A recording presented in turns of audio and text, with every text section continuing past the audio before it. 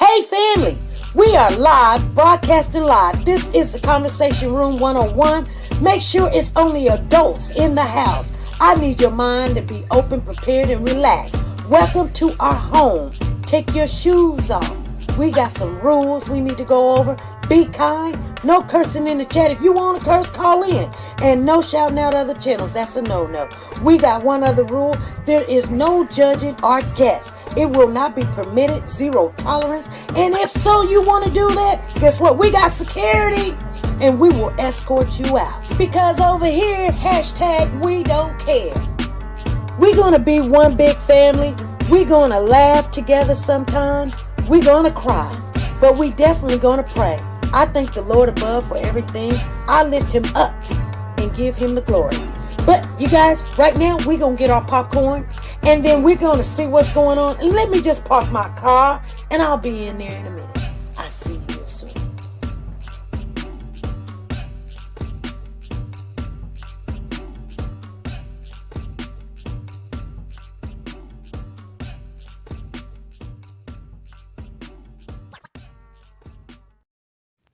Loving on Children Childcare presents a new childcare that you can bring your child with and we can have fun.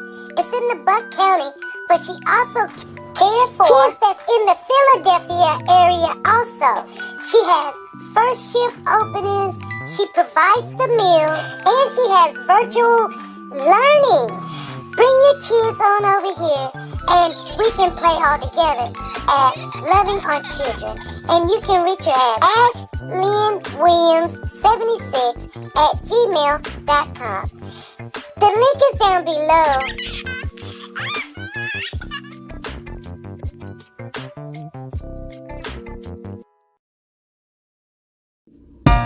Like, share, subscribe. Do you want to know? Well, I've been thinking about you.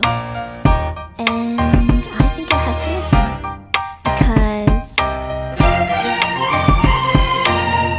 the sun is up, it's a beautiful day. We won't stop. We will not stop. Sun. Come, won't you come along? And it feels so right. It's like luck is raining on me. Go and follow your heart. Doesn't matter how far. There is so much love to give.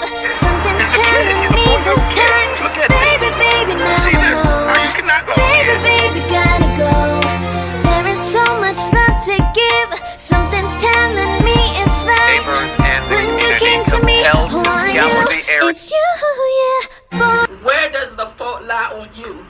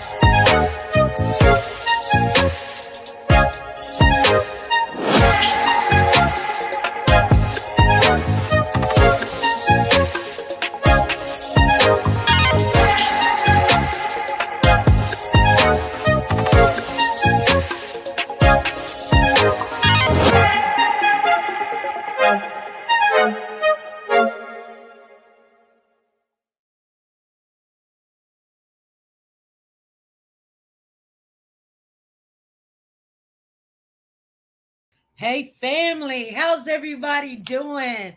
Come right on in, you guys. We're at the end of the month. Today is the last day of this month, you guys. So starting in June, you guys are starting to see my face again. I'm not hiding anything. I just like this break. I really do love it, to be honest with you. But they were messing with our computer every time when we do on the California City Boys, and it just get tedious. I get frustrated. People look at my face and be like, "Oh, SP, why are you so upset? Why?" Yeah, because I am. But and I don't know why it is when we was on the California City case, like it would just do whatever it do. I've noticed it. I noticed it a long time ago, and I thought it was gonna straighten up, but somebody on that case don't want us to really say too much. So, it's all good. But, I think in the comment section, Freddie was telling me that Roro had came in our comment section. You guys know Roro. If you know Roro, say something. So give a shout out to Roro. She was the spokesperson for the California City Boys. That's the aunt, the biological aunt over there. And she kept it together, you guys. I mean, I'm going to be honest with you. Normally, you have everybody talking and getting all mixed up and everything. But I kid you not. She took hits, she took blows, and she stood firm. We all got something to hide here and there or whatever, but when one person say, "I'll take all the hits, I'll answer all the questions, they'll come to me, and we'll do this and we'll do this the right way." I'm gonna tell you something. You can learn something from this case, if nothing else. I know we didn't get what we want out of it. I mean, we got a conviction. We got a conviction, which is that ain't like it ain't nothing. It's a something. But I'm gonna tell you, you have to give a shout out to the family because they held it down. They really did. We got in there though. I didn't share it with you guys, but I did speak to a couple of the family members, and I even got it recorded. But on the respect that they didn't show up when they said they was going to show up, I kind of was like, you know how I am. Just like on the Braylon case, I spoke to the family. I recorded it. I always do. But I'm not into breaking up family and having people fighting. I don't need all the drama and all this stuff. Now, we could have caused, I mean, on the Braylon case, we was trying to get in there for Braylon, though. So, come on. We were trying to get in there for Braylon because we already seen that going south. And it did. And it did. We did not get justice for Braylon. But you know what? This is what I'm going to say. Today is Wednesday, Wacky Wednesday, you guys. We can't win them all, but I guarantee you that Braylon, I hate to say this because some people, they get mad when you say it, but I kid you not, I truly believe this from the bottom of my heart, that he is okay with the Father. I really, truly believe that with everything, with every bone in my body. So, that keeps me going. And God said he be our vengeance. If we don't see it down here, he'll be our vengeance. And he'll handle it. He'll take care of it. So, you know what they say. The guy told me when I was selling my house, he said, "Don't worry your precious little head." He said it in front of my husband. My husband looked at him like, what? Like, don't worry. Do not worry. Some of these kids, it's sometimes it gets really down. Kid after kid after kid, you guys. But we can be their voice. And that's all I want to do. To be honest with you. I'm gonna let you guys know, I can't stand a person that hurts a child. I just don't understand it. I mean, I just do not understand it. Now I know and I understand about accidents. So we got a case that we're gonna talk about, and I want to talk about it because there's something in this case, in every scenario, in every situation, you can always learn something. I take care of this older gentleman. He used to be a football coach, He almost got in the NFL. Um, and he's been in a car accident. So now he's at the facility where I work at. And he's paralyzed from the waist or the neck down. He's paralyzed. And he lost his family. He's married, young man. I mean, he might be 50, 52, somewhere around there. Nice looking, pretty green eyes, green, blue, light skinned, African American guy. But he done gained so much weight because, I mean, it's stagnant. His body just don't move. So he eats and he lays, no exercise and everything. But, last night I was taking care of him and I said something to him. I said, he's getting ready to leave the facility and go to a more one-on-one facility where there's only but like 5 or 6 people, which that's probably what he needs. And he needs to really get out of where I'm at. You know what I'm saying? Because we just do not have the staffing to support all his needs like he need. And he needs a little bit more one-on-one. And then when our CNAs is giving him one-on-one, nobody else gets any care. We can't do that. We got to spread the love. And we all love him and everything. But, I look at him and his, he got a wife. His wife left him. I don't see her coming up there visiting. His kids come up there. But, and he sits back and he told me, he said, you know what, Sonny? He says, you can learn something. You can get something. There's blessings in everything. And when you look at somebody in that shape, what I'm saying is sometimes you got to look at somebody in a shape that's messed up, lost everything. His family, his job, walking, doing for himself, wiping himself, going to the bathroom, being outside in the environments, in the community. And now he's just stuck in a bed. Most of the people left him, He still have a smile on his face time to time. And he tells me there's blessings in everything, And he meets friends and have friends online. And sometimes some of them come up and see him and everything. But I mean, you would get tired in that situation. Somebody got to wipe your butt and somebody got to, everything, do everything for you. It's just, it's crazy. Hey, Soldier Girl. Okay. So anyway, there's a case and it's not a case we're going to follow too long. We're just going to talk about it today. You guys, I've been doing some, I see you, Freddie. Freddie's in the building. Soldier Girl and Tina Powers and I see you guys up there. Deidre is in the building. How you doing, sister? That's my girl there. You guys don't know. Anyway, so I wanted to share with you this story this evening because, like I said, if you want to be wise, because people always say, SP, how do you know this? And SP, why you think that? Or whatever. No, I don't believe when I was a little girl, I was smart because people, I thought out the box. I'm doing good. How you doing?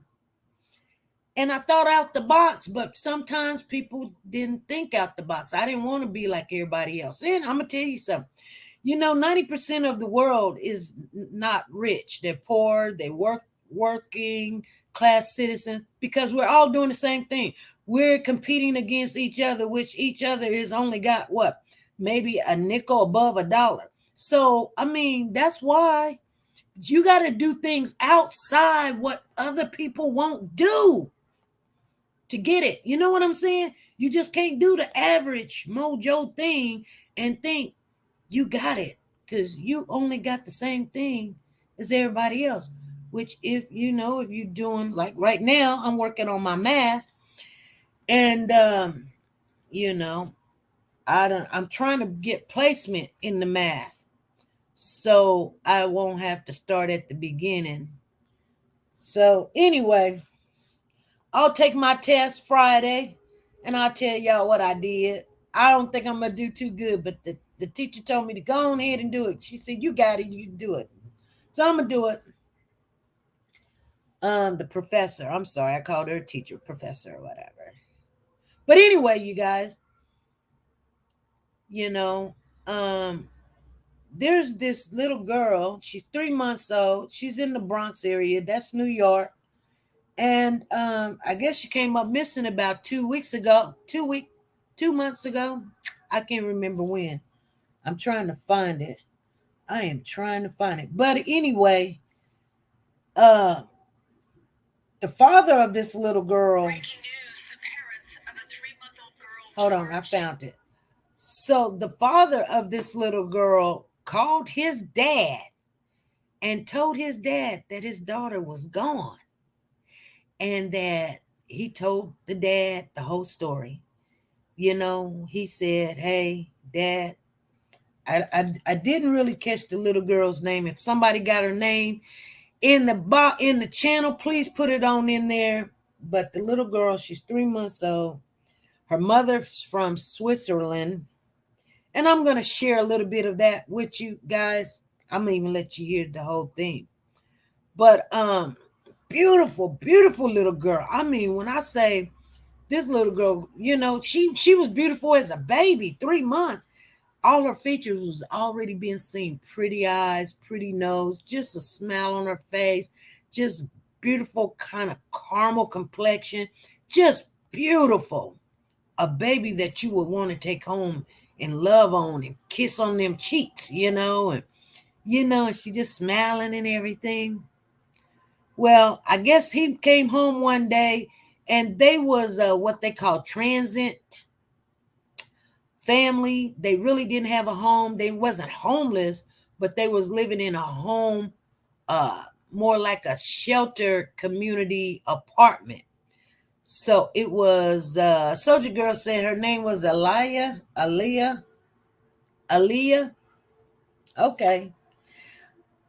So her name was Aaliyah. I hate to say just baby. Her name was Aaliyah.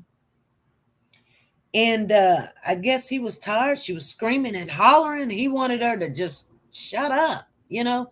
I'm going to tell you something. And I told you all this a long time ago when we first started this channel. I told you not everybody can tolerate that hollering and yelling and screaming that babies do. It's a sound there that it triggers something in your head. It really does. Some people can't take it. It's like they just like shut up. You know what I'm saying? I'm just being honest with you. I'm just telling you the truth. And it usually often the men more than women. They can't stand to hear all that crying all day, every day, and whatever. They just can't do it. And there's a lot of men, I'm just being honest. I'm not saying every man. I'm not saying all men. Okay, you guys got that. I'm saying there's quite a few men that cannot tolerate babies crying. And anyway, the story that he told his father was that she been crying and he just wanted her to just shut up, basically. And he shook her. Now, do I believe the story? Probably not, because everybody's trying to say this shaking syndrome is killing a kid. I think it was a little bit more than just some shaking. But anyway, the thing about him saying the shaking, it was an accident. So that's, but at least he did. I can say he did confess. He confessed and said that the baby was crying. So he shook her and laid her down and he went to sleep. And when he woke up, the baby was cold. Now, he told his father that. His father got a hold of, I guess he might be Catholic or something. He got a hold to somebody in the church, your father or something of that, He might be Catholic. I don't know. I wouldn't confess my sins or tell, but they told him to do the right thing. And so he did the right thing. So the father turned his son in. Now, the moral to this story is, we ask ourselves questions like, why they didn't just do this? And, well, why they just didn't do that and all. Well, this guy told his father, and his father said it was the right thing to do is to turn his son in. That's very hard to do, you guys. I mean, we say it slides off of our tongue like, yeah, we just good. We just good, so we gonna do the right thing. Now I'm gonna tell you something now. Don't speak too quick, because the same measure you judging someone, you will be judged in that measure when you look at them and stuff. I'm just being honest with you. And I'll say this, and I know some people are going to say, really? I mean, hey, that's a big piece of steak to chew right there, turning your son in because he made a mistake. Yes. I mean, I'm just being honest with you. And I mean, hey, because your son's going to be gone for a long time. And yeah, but anyway, they did find the baby, and they said that this was not the first time that a baby was found in that area, just 10 feet away. So I guess that's going to start being a throwing ground where you can take babies and throw them at, because usually when something like that happens, it happens again. Yeah, it's very hard to turn your child in when something of that nature comes. I mean, because you got to think about what he's finna go through and what he's finna face. You already know what he did. I mean, you already can't believe he done did this. Now, the story he done told you, or y'all done got it together or whatever, was, you shook the baby and da-da-da-da-da. Now, what I wanted to share with you is the family of the mother. She got arrested too. Because she was in conspiracy of covering up for the last 2 weeks this baby. So she knew that this baby was gone. We just talked about a story just the other day where the mother let her boyfriend have intercourse with the girl, and she had the girl and the boy, and she kept them in the closet. And so anytime the girl wanted to eat, she would have to do sexual favors to the man, and that's the only way she would eat it, and so this is why I thought this story was going to be good, you guys. She said, SP, I'm still trying to find the beautiful baby name. Okay. Well, let's hear a little bit. Breaking news, the parents of a 3-month-old girl charged in her death, one of them accused of murder. Good evening. Christine Johnson Maurice is off tonight. A child's body was found discarded in a wooded area in the Bronx last night. Investigators found the remains near West 161st Street and the Major Deegan. CBS 2's Naveen Dhaliwal spoke with the baby's grandfather, who says his son confessed to the killing. Naveen? Yeah, Christine, the baby's parents just walked out of the 4-4 precinct in the last hour, and now her father is charged with manslaughter and murder. And it was his own father, the baby's grandfather, who called police and told them something was wrong. As Damian Cominger walked out of the police precinct, he said this. But now he's charged with murder and manslaughter after his 3-month-old baby girl named Genevieve was found in a wooded area off 61st Street Sunday night.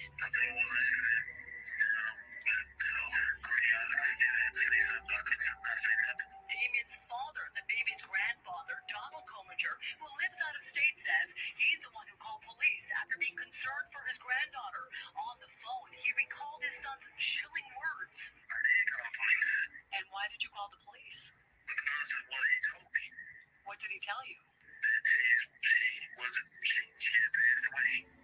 And I asked him why he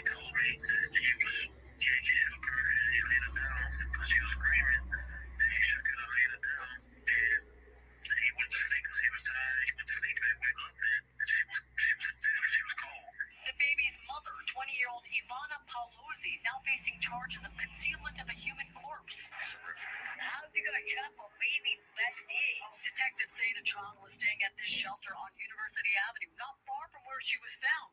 Gilbert Velez would see the couple from time to time. On occasion, I would see them coming out the shelter. Okay, they were pretty nice. Say good morning. Now the girl's father may have made a life-changing decision, and so did the grandfather by making that call. You might don't think I did, but I think I did the right thing. And that's what he said on the phone. He says it was a tough decision, but in his heart, he knew it was the right one. Now, the medical examiner says that the cause of the baby's death is still under investigation and further testing is required. In the Morsania section of the Bronx, Naveen Dhaliwal. Okay. Crime in the Bronx. So, yep, 3-month-old baby allegedly was shaken before the body was found in the Bronx. The baby's name is Genevieve. Hey, Amari, how you doing? You definitely need to be in jail because once you took the child to discard them, I have no sympathy for you. If you did what you did and notice, let me pin this up, and that the baby was hurt, you should have gotten help. Yep, you're right. You should have gotten help. Does anybody know what state this was in? This is in New York. The Bronx is in New York. The Bronx is in New York. Last state I went and visited was in New York. Basically, well, that I traveled to. Actually, I went down in the Bronx, in Queens. I went all the way up in there. It's terrible, too. It's terrible. It looks like I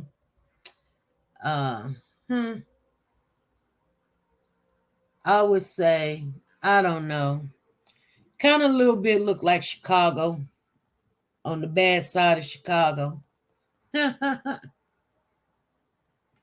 We don't have that here in Kansas.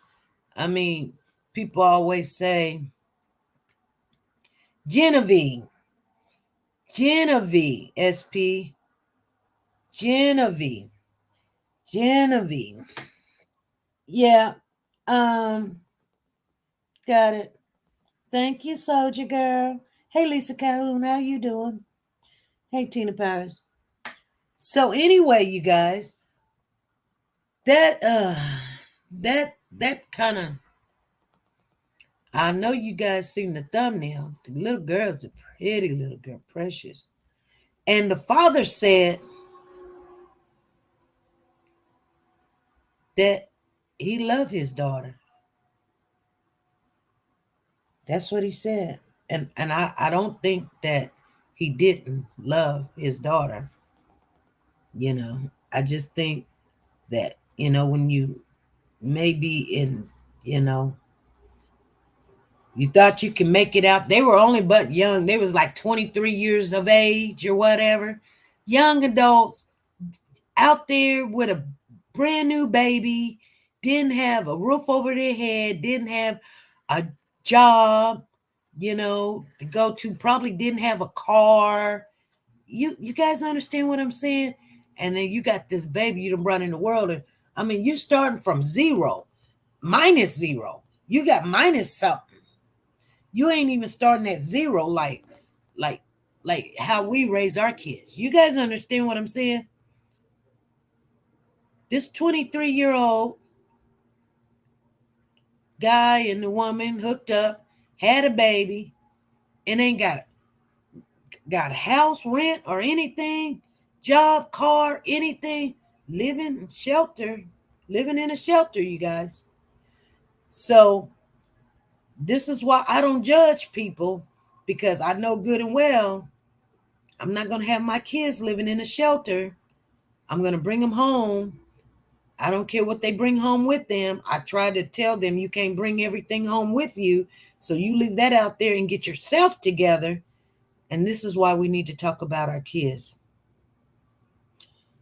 Talk to our kids. Always finding out what they need. So we don't have to make this type of decision. Them calling you up in the middle of the day and saying, hey, this is what just happened, try to talk to them and know when they're fed up with something, so you can't prevent everything, because people are going to do what they want to do. But what I'm saying is, you stay connected to them, so that not that you can do what this grandfather did, but you can at least kind of see something happening and go get the kid and babysit the kid. This is why sometimes I'll be tired. I'm working 2 jobs. I'm redoing my house. I'm going to school. Diesel's got training. I'm trying to train this dog.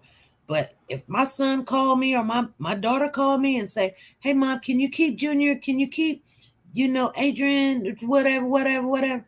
I say, okay. I could be going to work in 10 minutes, but I say, okay. Because I don't know what they got going on. But you call me unexpected, I'm ready. Because I know my grandchild don't need to be nowhere near whatever's going on. But that, I don't get calls like that too often. But I used to now. I used to get them all the time. And Sanja tell you, I'll take off running. Won't I? Sanja tell you, I'll be like, I gotta go. I gotta go get Juju, and I gotta go get such and such right now. Here we go. You know what I'm saying? Because things like that can happen at any given time to anybody. People lose their control. They lose their mind. And kids are really off limits. They really are. They're off limits. But sometimes they get in the middle of grown folks stuff, and you don't need to have them around.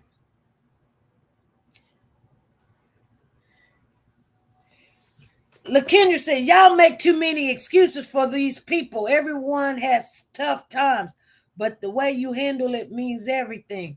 Yes, LaKendra, yes.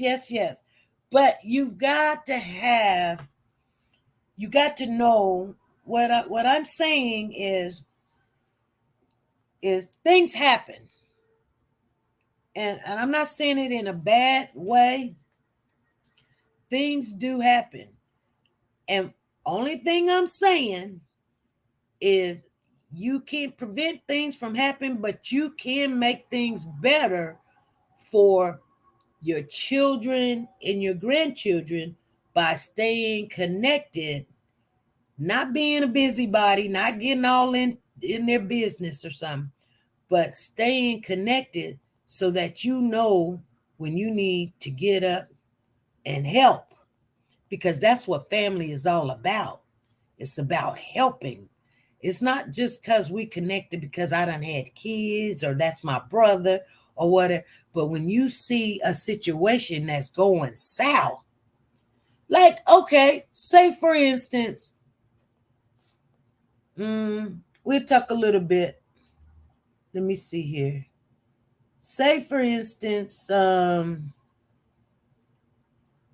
me share the live. Share, come on in. I'm not on Precosha yet. I would do Precosha, but Precosha be playing with me. And I ain't got time to play. Especially when we've been doing this for going on 5 years. You know what I'm saying? I've been through HE double hockey stick and back, but the only thing keep me right was my children. Exactly. But that's not for everybody, because there's some kids that did not get a good chance. The ones that normally get a good chance. See, sometimes people be like, oh, I had a bad upbringing. I don't believe you know what a bad upbringing is, really. I don't believe you know what a bad environment upbringing really is,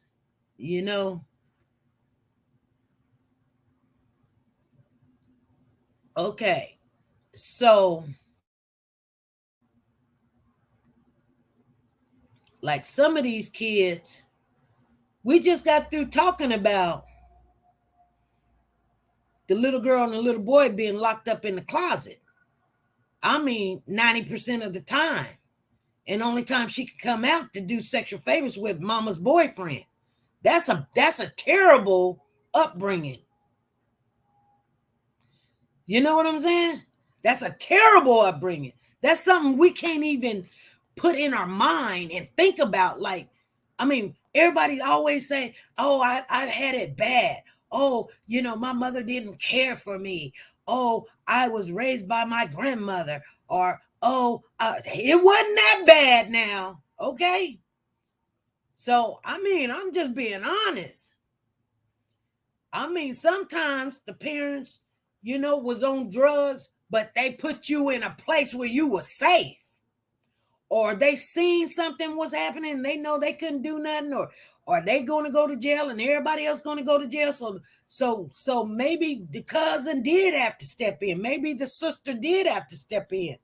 You know what I'm saying? Or they couldn't get off of drugs, or maybe, you know what I'm saying? Because I'm going to tell you something.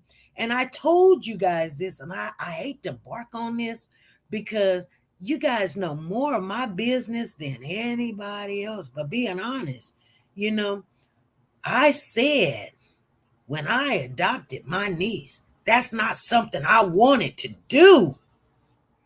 That's not something I sit here and you could pat me on the back and say, good job, SP. No, that's not something I wanted to do. But I know what the system can put her in. You understand what I'm saying? And whatever she come here, we ain't got a lot of food. She come here, I already got 2 kids. She come here, she can get the same thing they can get. And I'm not going to say there's not going to be problems. I'm just saying I can give a running start without all that sexual stuff going on, get somebody hidden, she get mistreated and all this other stuff. I can try to help.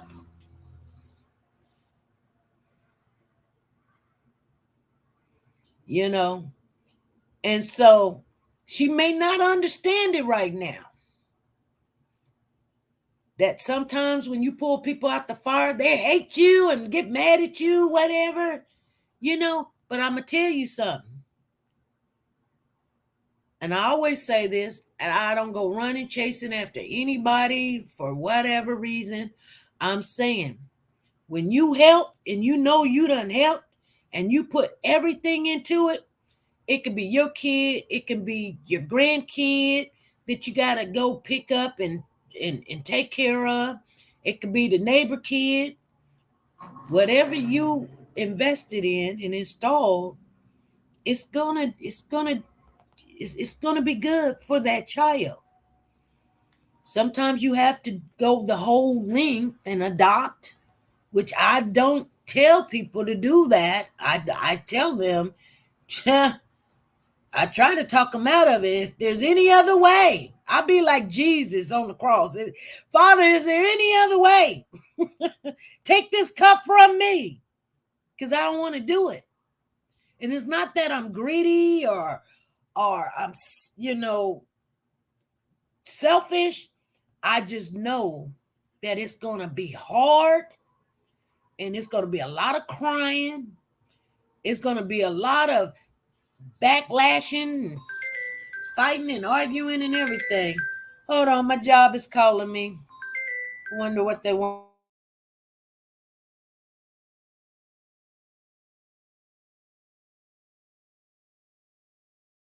Goodness, I just hung up on the girl. What does she want? Oh my God, I just hung up. I just hung up. I just hung up. Let me see what she wants.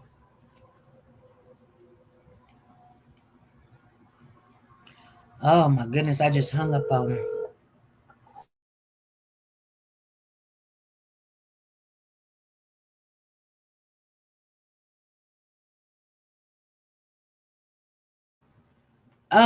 She came back last night. around about 10. Oh yeah, you didn't do no progress. I came in late, but I'm just now finding out. Do you work tonight? Yeah, I didn't. Yeah, she came back. I didn't do nothing on WhatsApp because all that arguing and fussing and stuff. But I told the nurse this morning, and there's Well, no all you could do was just a nurse's note saying she was back from the hospital. right. And I would have took it like a set of vital signs maybe and put that in.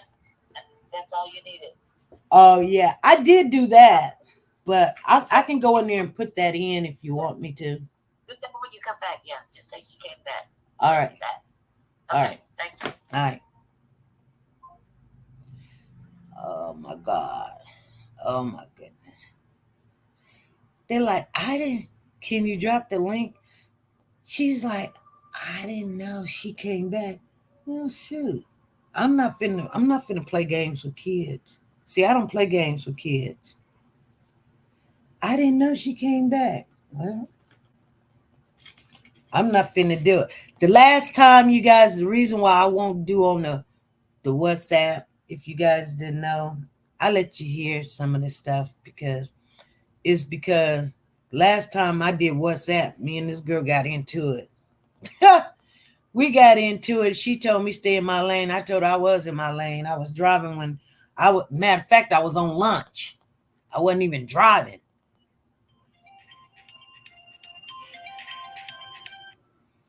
Hey, this is SP. Good afternoon, SP. How are you? I'm doing good. How you doing, Miss Betty? Oh, finally get a chance to catch you and come in on the time. It's really good. This is a sad situation, but that's what happens when babies have babies. I am a young mother once upon a time. It's not easy. And, sometimes kids think having a baby means that that baby's going to love them. They don't understand that it's more to just having a baby. You got to feed it, you got to clothe it, you got to nurture it, you got to do all those things that we as parents are still trying to do with them. Right. I thank God that I had a child turning 16, and it wasn't popular back then, but I had a very good support system, very good. My parents were my support system, so I was able to finish school. I could have gone to college, chose not to get continual educational courses, but that's not the case in everyone's life. Right. And what I've learned and what I try to tell young people, whenever I tell them, think about this. If you got to worry about how you and somebody else do that. Right. You got to worry about because mom and dad on the out don't know if y'all going to get something, how the house is going to be, and somebody else do that. Someone who can't get up and move when you can. Somebody that's not able to run when you run. Somebody who they are totally depending on you. Right. And I'm not advocating for anyone that think I'm not advocating. I have not said the other word. I'm only saying that I think kids do not really take thoughts. I call them kids because they're between 12 and 21 up to 25 to me, still trying to figure life out. Right. I was out on my own when I was 14, but I really did not get a good understanding about what I was really trying to do and to move up until I was in my 20s.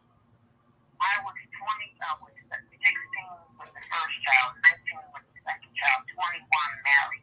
So that means I had 2 babies, a husband, and myself. Oh my. So what did I know about life? I was just learning life. And made a lot of mistakes. But again, I thank God I did have great parents. Assisted me. Right. But everybody's domestication is not that. Every child does not have a parent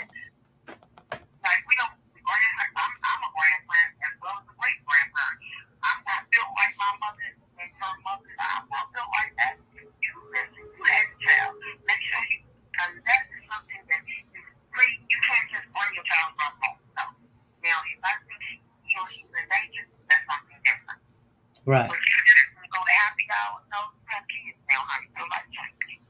Right. And no, you tell me, hey, if you say to me, Mom, I want you to watch Baby So-and-so tomorrow. That's something different. But this, because you feel like you're tired, well, yeah, that's what happens with your parents. Your life stops and then falls. And that's what I do. But again, we're talking about life experience. These are little kids. Boys, I don't know why these girls, it's no excuse, because some boys are very good with their kids. I'm not going to say I was about to say something stuff. But you have to understand their minds that is playing the game. Video game. Right. Smoking, whatever. Yeah, they watching, they playing the game, watching the game, smoking blunts, thinking about the cars. Their mind is not on a fork. They don't watch the child.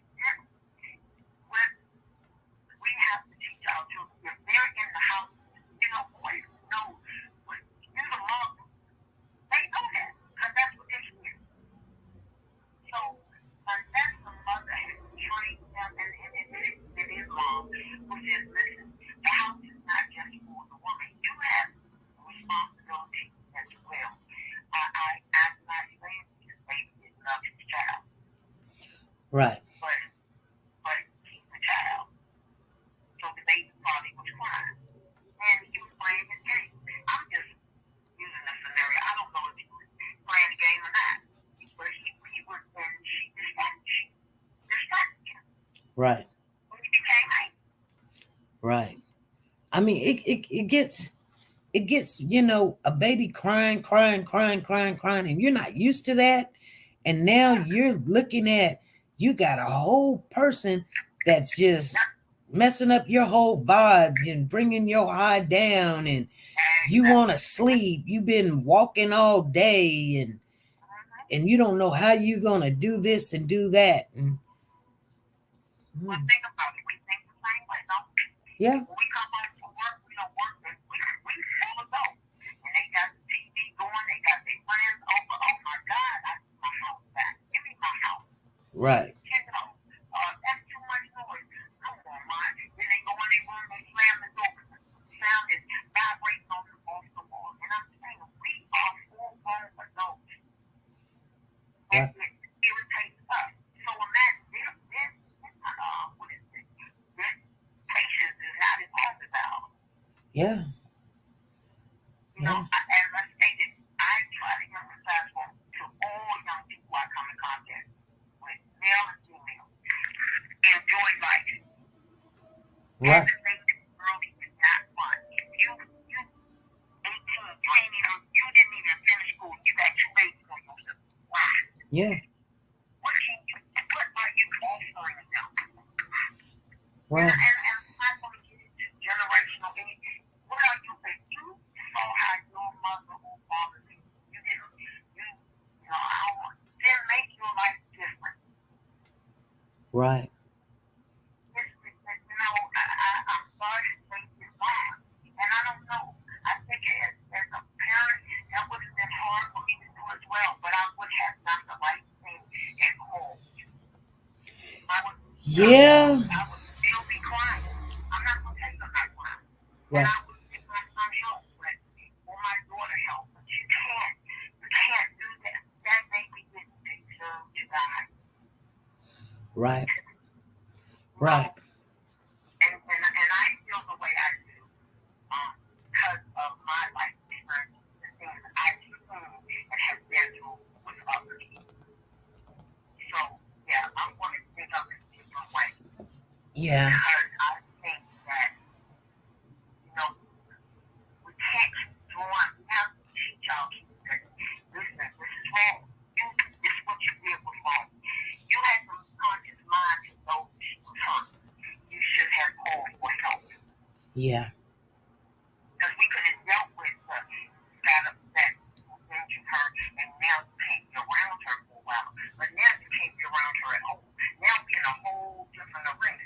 Because now you're taking her life. Right. Well, Yeah, 3 months. 3 months. But have you noticed, Betty, have you noticed that these young kids do not think of life and death like it's the end, like almost like it's a game, like they're gonna come back, or their actions is not, because this probably not the first time he done shook her or whatever he done did. These games, SB, that they have out there are very detrimental to our children. But then, raising, you got to think these young adults, 23, living in a shelter, with a baby. But you know what? I'm looking at the chat a little bit. I want the same thing. Where's the family? Why do we wait until a tragedy come up to talk to our children? Your son had a baby. You didn't think to keep in contact with your son and say, hey, how you doing? What do you need from me to help you stay sustained?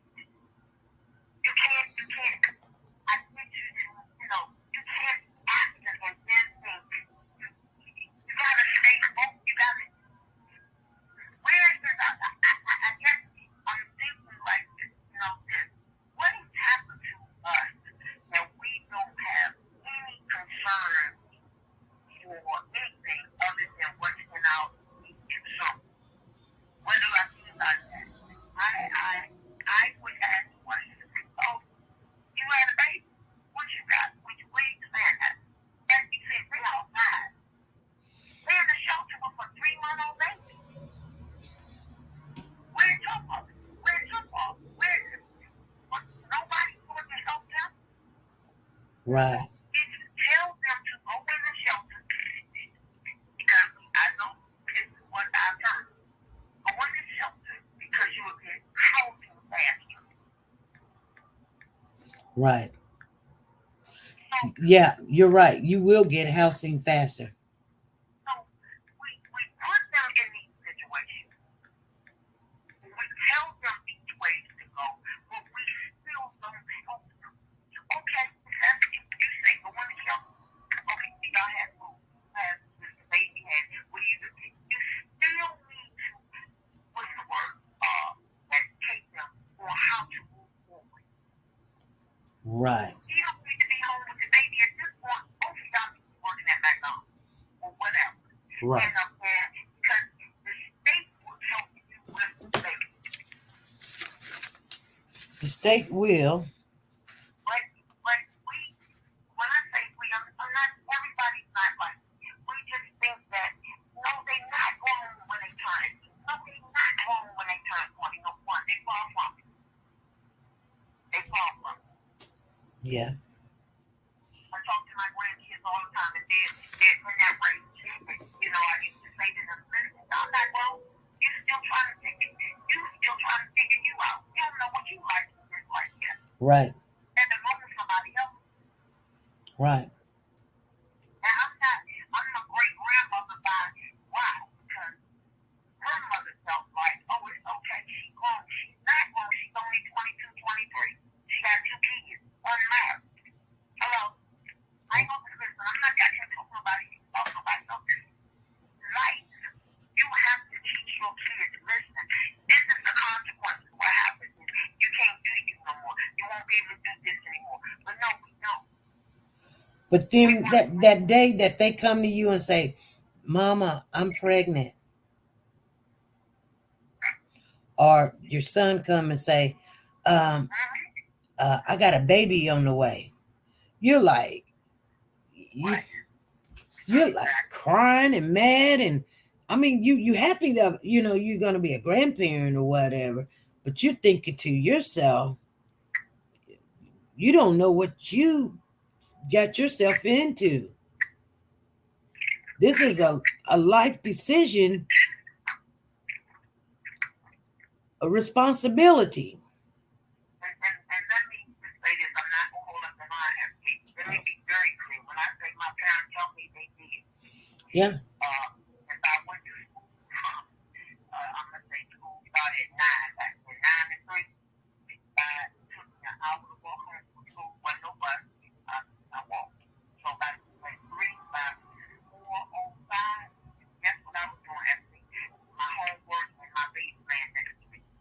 Yeah. You understand what I'm saying? My girl, we going to the club. No, not baby. Yeah. Because what she was now what she was teaching me was, I'm not gonna make space to come go make another baby. I moved out like early, like I moved out by 17.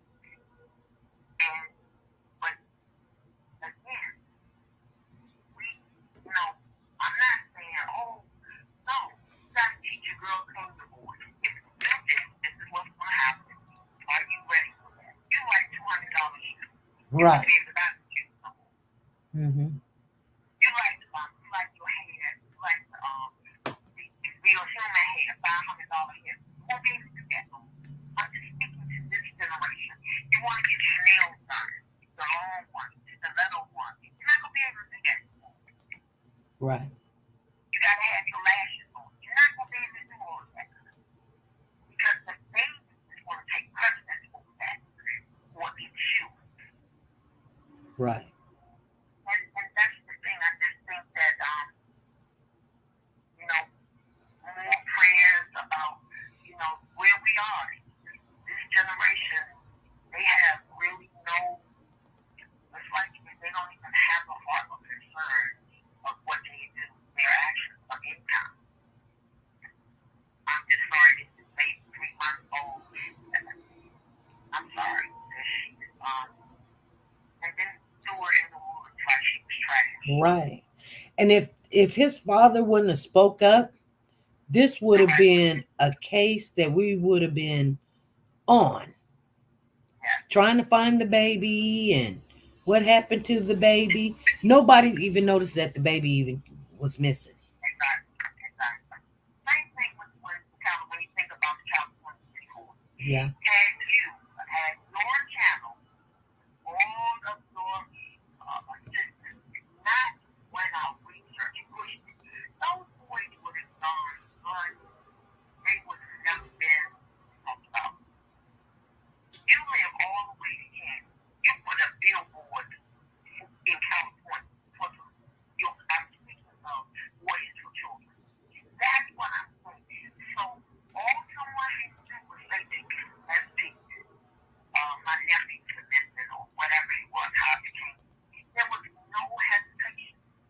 But someone asked me, where are not only the family, where are the people around these kids that are seeing something and not saying something? Are you not saying something because you're about to do the same thing?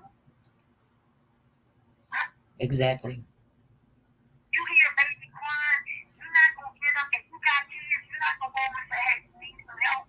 I know this shelter can't be for everybody under 25. Nobody don't think to say, hey, let me show you what to do. Right. And if they did, we cry. When are we going to, it's not teenagers killing teenage babies that just like sacrifice. Like, okay. Right. You're living. And then he went back home and picked up his game and continued to play. I don't know if that's what he is. I love my child. How about you call her mother and say, you gotta come home, she won't stop crying. Right. Go call somebody. I don't know what to do, the baby keep crying. Well, when kids get to that level where they're out on their own, and I'm not saying, they make their bed because you can kind of tell something happened with the family, because usually when, you can't, do what you want to do as a young age, you want to bring this pregnant woman in your home, and because, your son got her pregnant or something, it's like, hey, hold on. No, I'm not, son, get her out of here. You might be married yourself. You might have other kids at the house too, that you don't want them to think that this is the thing to do. Or, the boy might have a hot head and don't want to listen to nobody, want to smoke weed in your house or whatever. And you be like, no, you can't do that. Well, I'll just leave. I mean, these kids now, that's how. I'm not saying it's the kids' fault, but I mean, because everybody's kid has talked back, said, I'm gonna do what I'm gonna do. I'm gonna smoke my weed. I'm gonna go, I'm gonna hang out as long as, and so it's kind of hard when you tell them, hey, you can't do that here. And then they go out there in the world and then they find out like, man. Then the job, then they can't hold a job because all they want to do is smoke 24/7. Mm-hmm.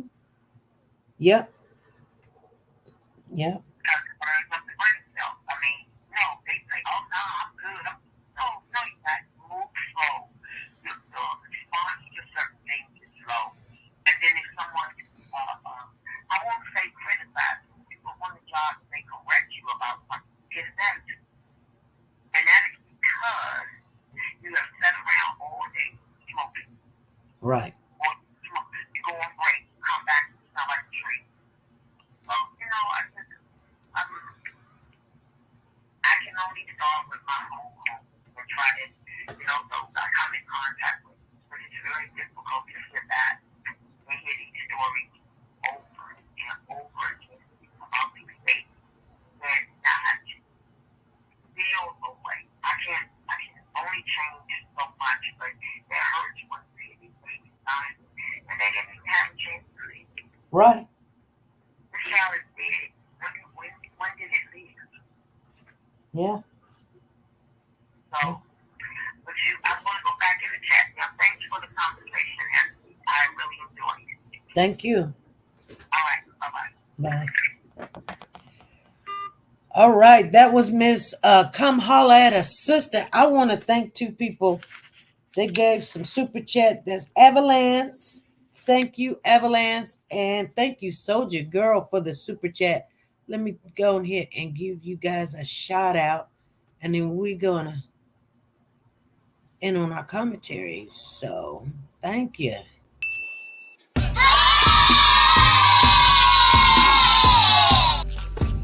Thank you. Thank you.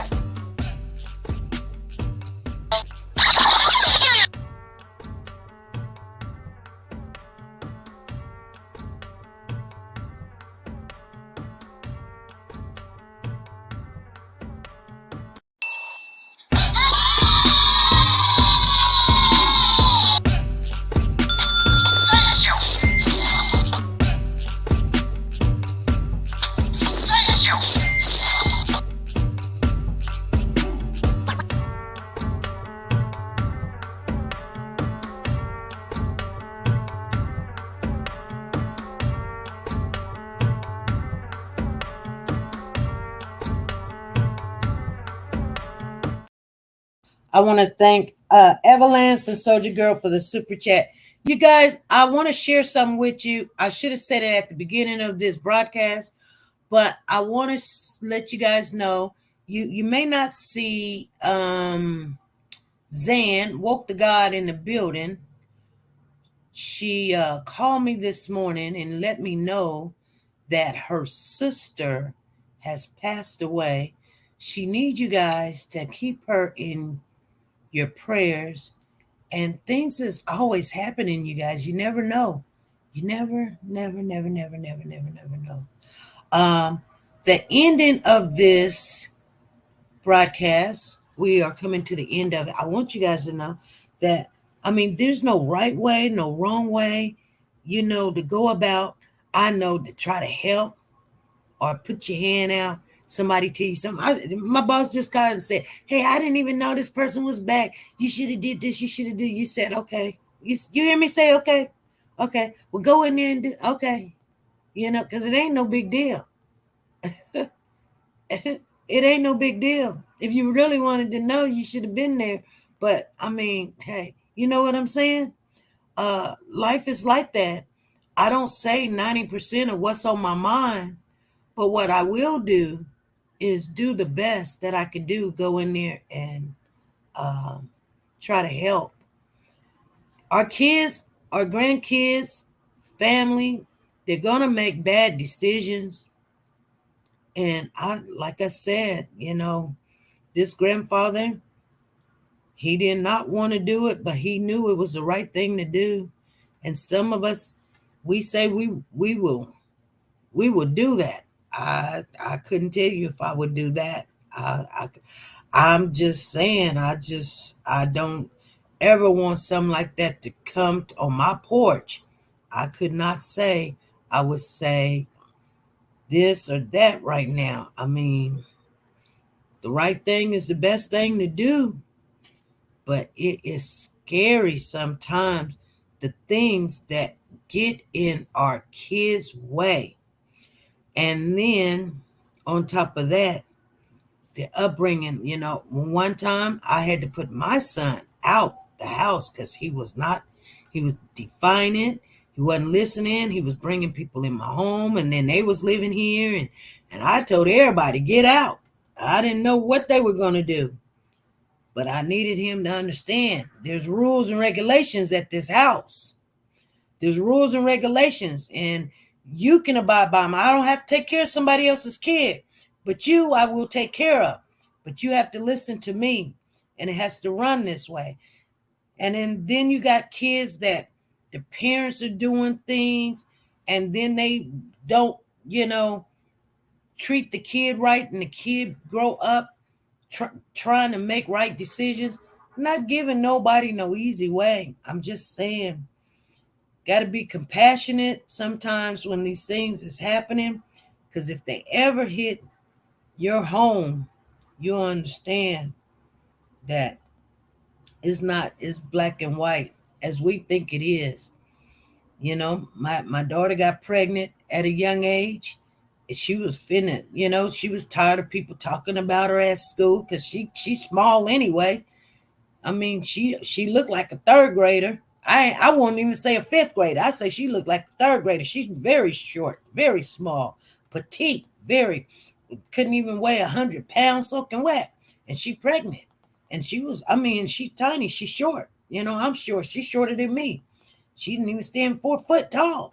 And people, she wanted to just not go to school. And I said, hey, no, yeah, you got yourself in some trouble, but we got to work this out, And was never no conversation about getting rid of the baby. That's my grandson.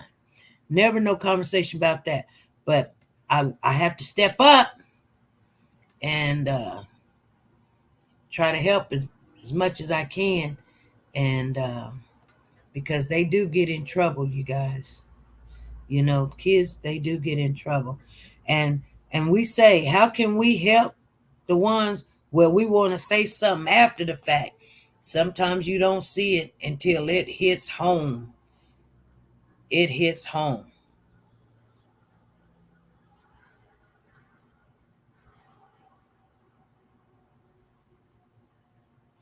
Soldier Girl says, I finally found my oldest 39 somewhere to go.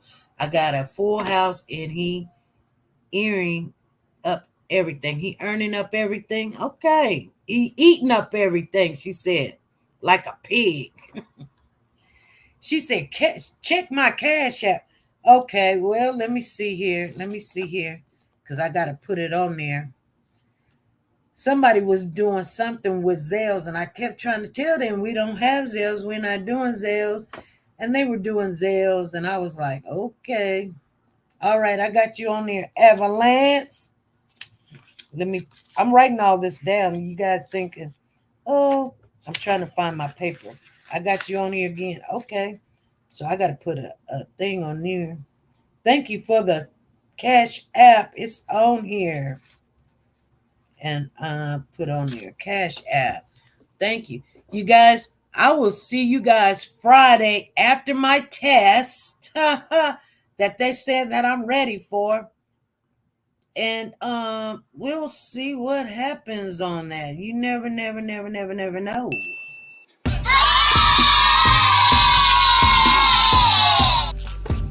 Thank you. Thank you.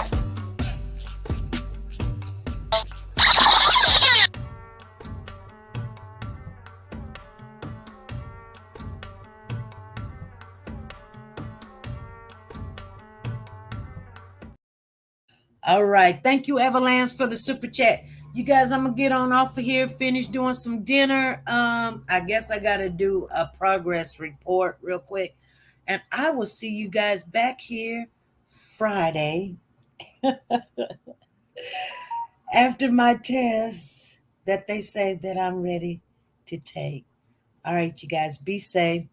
And there's no wrong and right answer. I hope nobody's not offended by what I'm saying. We all got our own opinion about things. Sometimes if you have a house that you press hard for your kids to do well, hey, it probably gonna work out. And sometimes it's not gonna work out. But I guarantee you that it always something, this is a dualistic world. Things is going to happen, and the devil is always present when you're trying to do good. And sometimes kids, people that they take the wrong road, and it'll be okay. You guys just keep pushing, keep supporting each other, and God bless. And keep Zen in your prayers.